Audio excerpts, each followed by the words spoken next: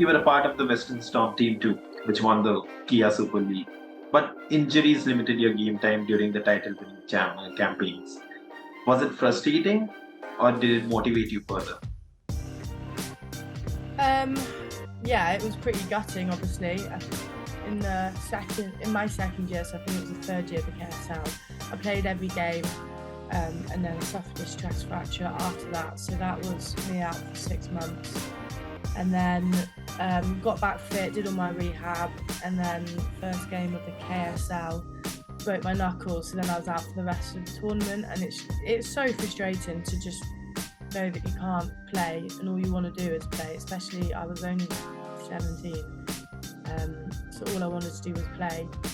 And then and then I did my ACL, so I missed out on the first kind of the first season of the domestic contracts because I was still rehabbing. I think I managed to bat in the last game, but injuries are so frustrating, and if you don't do your rehab properly they're just going to reoccur. So it was a hard time to get my head down and crack on with the rehab, especially during COVID, because on my ACL, it was in the middle of COVID, my rehab, so I was doing Zoom calls, Teams calls to my S&Cs and physios while I was like gymming in the garden. And yeah, I think if I didn't have my parents with me then, I wouldn't have got through it.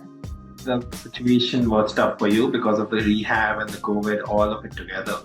What was that motivation that was pushing you to put in that hard work and just be ready for the upcoming season? It was just to get back out on the park. I just wanted to play. I wanted to be fully fit. I wanted to get back out there, score runs, take wickets, and that was the motivation. I knew that if I didn't do it properly, then I'm going to keep having these issues, and the last thing after 3 injuries you want is to get injured again. So I knew that I've just got to get on with it, and it will be so worth it in the long run when I'm out playing.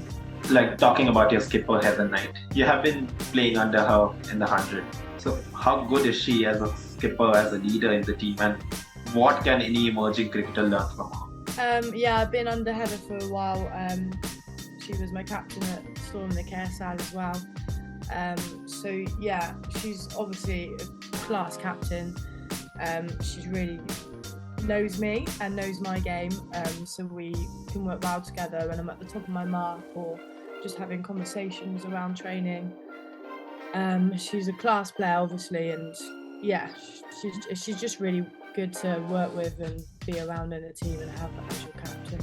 Talking about another of your captains, like Sophie Love, she mentioned that she loves the way you hit the ball. She's a big fan of how you hit the ball. So what does a normal day at practice look like for you? Well, I just try and get everything done really. So I have a bowl, practice all 3 phases of the game, try my variations, and then with a bat, it depends really. So like yesterday I faced bowlers, but today I'm just going to have some throws from a coach so I can get in touch with the bat and ball. But yeah, just trying to T20 practice is just trying to hit bombs. So I just try and hit bombs all the time. In the absence of Sophie Love, you had to take up the captaincy and all. So did you feel that added pressure of that role, that captain role? I wouldn't say it was like a pressure, it was more just a stressor. Trying to bowl and captain is quite difficult. We've got a very young team. I mean, I'm 22 and I was captain, and I think we've got Fran Wilson who gives us some experience, but other than that we haven't actually got a lot. So I really enjoyed it. It was good to experience it, and yeah, I definitely would like to do it again, but yeah, it was very stressful bowling and trying to captain. Like you mentioned, like just at the age of 22 you were captain in your domestic side. So does that leadership quality come naturally to you? Yeah, I'm quite, I don't know, I don't really know how to explain it, but I've never thought that I would be a captain because of just I'm quite like silly and outgoing and just enjoy life, and I've always thought a captain needs to be very logical and very like serious. But I think over the last couple of years, being a full-time professional has given me the experience, and I've kind of matured and grown up and realised that I can be me and also when my head's in it, in cricket, my head's in it, and I feel comfortable speaking to my teammates and I have good relationships with them. So yeah, I definitely see myself with leadership qualities and enjoy just helping the team out as much as I can. You have to keep working in this field of life. So, what aspects of the game, of your game, you're looking to work on the most and improve in the coming years or in the coming season?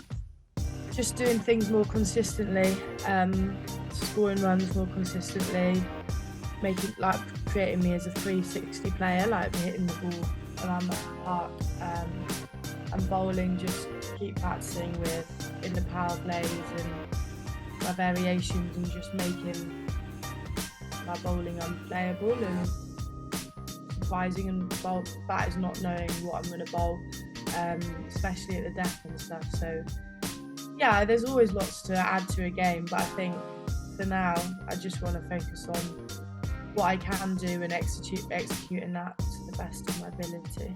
Like in the coming years, what is that one thing that you want from yourself and your career? I want to be a constant name in a team in England.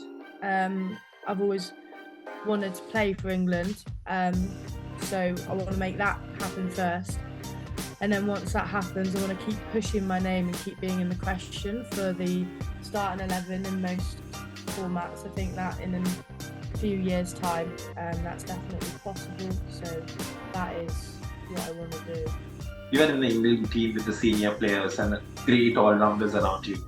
What are you picking up? Like, what are the few things that you're learning from the players who have been there outside, who have been at the international stage? I think it's just like I learned a lot the last 3 weeks about Red Bull because I've never done Red Bull before. So it was cool to be around the likes of Crossy, Nat and Belly to talk about their fields and what they're trying to do and with the coaches. Like the mindset that you need in Red Bull, like I've never thought about it, and that was really cool to learn from. And then the white ball, yeah, just field settings and the best way to get wickets or stop runs going, really.